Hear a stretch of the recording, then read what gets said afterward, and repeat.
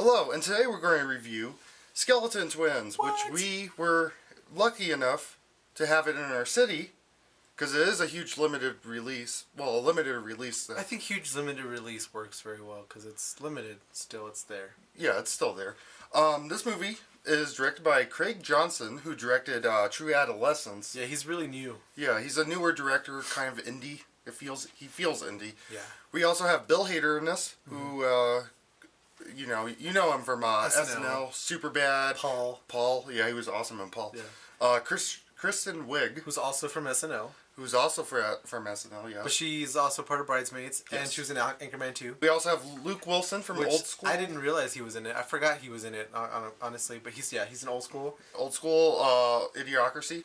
And we also have Ty Burrell. Ty Burrell. From Modern Family, he plays Phil, and Dawn of the Dead. Anyways, this movie came out September 11th. It was a limited release, like we said earlier. We were lucky enough to see it. So, what is this movie about? So this movie's about Milo and his sister Maggie. Both cheat death on the same day. Kind of estranged, estranged? Yeah, they're estranged. They haven't seen each other for 10 years. Yeah. Milo's character actually ends up slitting his wrists and Trying to commit suicide. And Maggie, played by Kristen Wiig, gets a phone call from the hospital saying, "Hey, your brother is here." Yeah. So she flies over, and she convinces them to go to New York with her, and they're in L.A. Yeah. Well, he lives in L.A. So the story goes on from there about their relationship. Which way it goes, Yeah, how him it meeting develops. her husband and her problems too, and they're just both two fucked up people living in this one world, and they realize that they need each other. Moving on from the plot into prose, the big thing about this movie is Bill Hader wanted to really do a dramatic performance. I've seen a lot of interviews where he decided to do this role because he wants to try something new, and he knocks it out of the park. He was really good. Really surprised. Although he did play the cliche, what everyone expects to see in a gay man. But he does it really well, and it's very believable, and his timing is concise. Yes. I thought. And the only bad thing about his character is very relatable to one of his SNL characters where he plays a gay man. And I don't know very much of the SNL. It's lore. like one of his more famous characters. You can check it out on YouTube. But him taking his character to the dramatic side instead of just emphasizing on the comedy really worked out for him, I thought. On screen, he did steal most of the scenes. He was Oh, yeah. very, very good. And surprisingly relatable. And then we also have Kristen Wiig, who was good. Luke Wilson was a humongous surprise in this movie. Yes, he was. Like I said earlier, I forgot that he was in this movie. I mean, he was in the trailer and everything, but I forgot that he was in this movie. Yeah, he was really funny. Really good. Really good. This is like almost a comeback role, because I haven't seen him since Idiocracy. I thought he was decent in Idiocracy. And working with Bill Hader, they're in the movie, the two work together. That's their job. And I feel like their chemistry was awesome as well. Oh, yeah. Yeah. There's a lot of good chemistry. Even Ty Burrell and Bill Hader's character, they have this odd chemistry in it.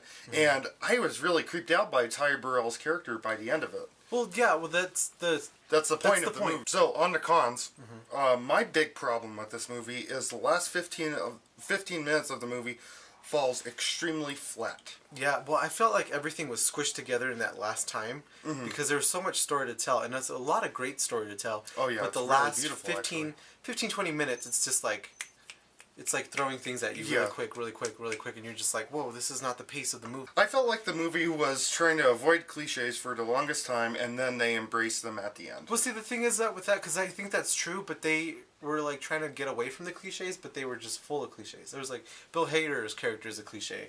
You know? To an extent, though. But still, that was one of my concerns, is that like they were using what society portrays a certain type of people to be for its advantage. And then also the editing was really weird. It felt like the direction was kind of strong. Like I'd give it like a 6 out of 10 maybe, but like there are times where like you can't tell, it doesn't make sense. And then the editing was a little bit weird, where it'd be like a nighttime scene, and then all of a sudden it's daytime, and then you're in the theater, and you're just like, whoa. And it wasn't needed either, because it was like that from the beginning, and it didn't make sense to me. Like it didn't have like an artistic motive to it. But anyways, let's rate this up. I feel, because of the ending, the last 15 minutes being so much different than the greatness of the first, hour and 15, I'm going to give this 4 copper whales out of 5 copper whales. Nice. I give it 4 skeletons, because although the story was really good, the script was amazing, there were times where it just kind of fell flat for me. Like Kristen Wiig breaking character, or like the editing being really weird. There was just something off. But overall, I think that a lot of people that, if you like SNL or you like just really good actors like doing something different, you're gonna love this movie. Yeah, their on-screen chemistry was awesome. You totally believe they were related. Oh, yeah. You totally believe that they didn't see each other for 10 years. In their fight scenes, like their scenes where they were argued, yeah, it felt like you were arguing with your family member. Like that's how you argue with your family didn't feel like the script was as apparent as arguments sometimes are on film. Like you could see the script like almost written out. Yeah, yeah. Where this one is so natural and flowing that you're just like, good. That's why I rate that much. Yeah, go watch it. Also, up here is, over here actually, is a thing with our faces. Just click on it. It'll subscribe you to our channel. We have some stuff in the description for you. And we also have Twitter, Facebook, Tumblr, Instagram, soon to be Vine. Yeah. Check us out on Vine. We got some interesting things planned up for you. Thanks. Bye.